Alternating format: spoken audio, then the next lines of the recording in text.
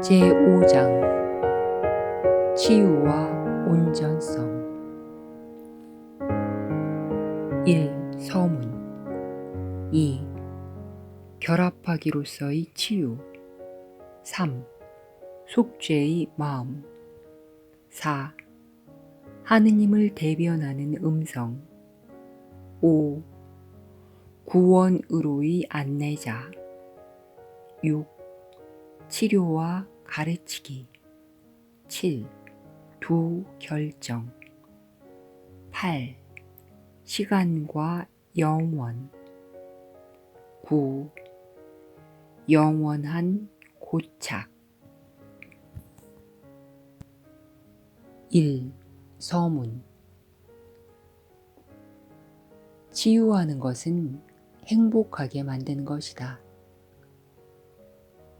너희가 자신을 기쁘게 할 기회가 얼마나 많았으며 그중 얼마나 많은 기회를 거절했는지 생각해 보라고 말한 적이 있다. 이것은 너희가 자신을 치유하기를 거절했다고 말해주는 것과 똑같다. 너희에게 속한 빛은 기쁨의 빛이다. 광휘는 슬픔과 관계가 없다. 우울증은 흔히 전염된다. 하지만 우울증과 접촉하는 자들이 그 영향을 받을 수는 있어도 그것에 온 마음으로 굴복하는 것은 아니다. 그러나 기쁨은 그것을 기꺼이 공유하려는 통합된 용의를 불러일으키며 따라서 하나로서 반응하려는 마음의 자연스러운 충동을 고취한다. 자신이 온전히 기쁘지 않은 채 치유하려는 자는 동시에 다양한 종류의 반응을 불러일으키며 따라서 다른 이들에게서 온 마음으로 반응하는 기쁨을 빼앗는다. 너희가 온 마음을 다하려면 반드시 행복해야 한다. 두려움과 사랑은 공존할 수 없고 온전히 두려워하면서 살아있기가 불가능하다면 유일하게 가능한 온전한 상태는 정녕 사랑의 상태뿐이다. 사랑과 기쁨 사이에는 아무런 차이도 없다. 그러므로 유일하게 가능한 온전한 상태는 온전히 기쁜 상태다. 따라서 치유하기 혹은 기쁘게 만들기는 통합하여 하나로 만드는 것과 같다. 이것이 바로 치유가 온 아들의 어느 부분에 행해지든 혹은 온 아들의 어느 부분에 의해 행해지든 아무런 차이도 없는 까닭이다. 모든 부분이 도움을 받고 똑같이 도움받는다. 내 형제들 가운데 누구라도 어디에서든 도움이 되는 생각을 할 때마다 내가 축복받는다. 너는 고마운 마음에 그 보답으로 그들을 축복해 주고 싶어 할 것이다. 내가 그들을 혹은 그들이 너를 개인적으로 알아야 할 필요는 없다. 그 빛은 너무도 강렬하여 온 아들을 빠짐없이 비춰주며 당신의 기쁨을 온 아들에게 내뿜어 주심에 대해 아버지께 감사를 돌려드린다. 오로지 하느님의 거룩한 아이들만이 그의 아름다운 기쁨의 채널이 될 자격이 있다. 오로지 그들만이 그 기쁨을 공유함으로써 간직할 수 있을 만큼 충분히 아름답기 때문이다. 하느님의 아이는 이웃을 단지 자기 자신처럼만 사랑할 수 있다.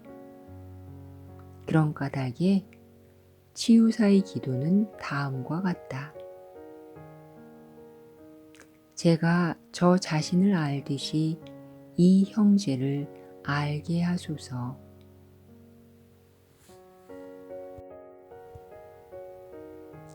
2. 결합하기로서의 치유. 치유는 두 마음이 자신의 하나인 상태를 지각하고 기뻐하게 되는 생각의 작용이다. 이런 기쁨은 온 아들의 모든 부분을 불러 함께 기뻐하자고 청하며 하느님이 몸소 그 두 마음 안으로 또한 그 두 마음을 통해 나아가시게 한다. 오로지 치유된 마음만이 지속적인 효과가 있는 계시를 경험한다. 계시는 순수한 기쁨의 경험이기 때문이다. 만약 내가 온전히 기쁜 상태에 있고자 선택하지 않는다면 너희 마음은 자신이 있고자 선택하지 않은 것을 소유할 수 없다. 영혼은 존재와 소유의 차이를 모른다는 것을 기억하라. 상의 마음은 영혼이 따르는 법칙에 따라 생각하기에 오로지 하느님의 법칙만을 존중한다. 하느님께 얻기는 무의미하며 주기가 전부다. 영혼은 모든 것을 가졌기에 모든 것을 줌으로써 모든 것을 간직하며 따라서 아버지가 창조하셨듯이 창조한다.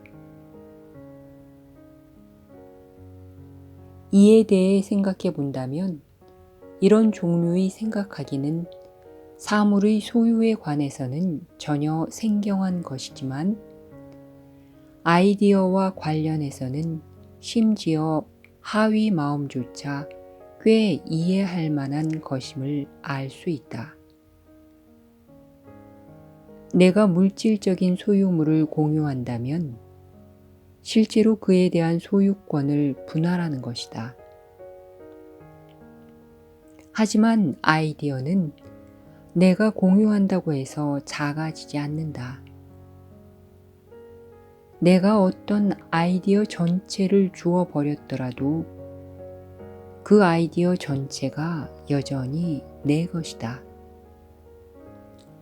게다가 그 아이디어를 받은 사람이 그것을 자신의 것으로 받아들인다면 그는 내 마음 안에서 그 아이디어를 강화시키는 것이며 따라서 증가시키는 것이다.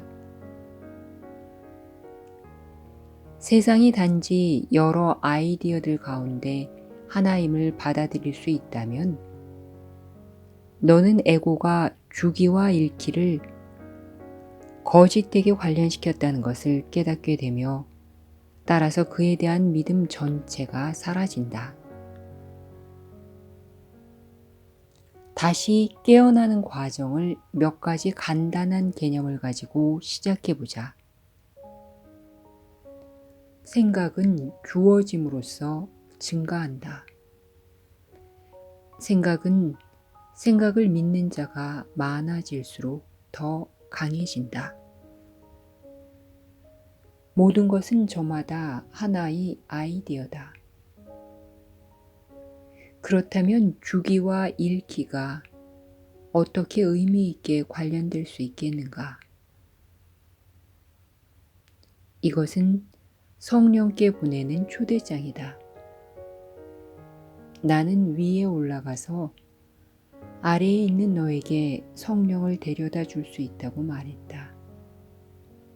하지만 나는 너 자신의 초대가 있을 경우에만 그럴 수 있다.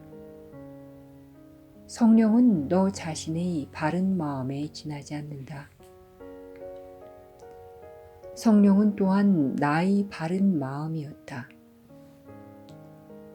성서는 그리스도 예수 안에도 있던 마음이 내 안에 있기를 이라고 말하면서 이것을 축복의 기도로 사용한다.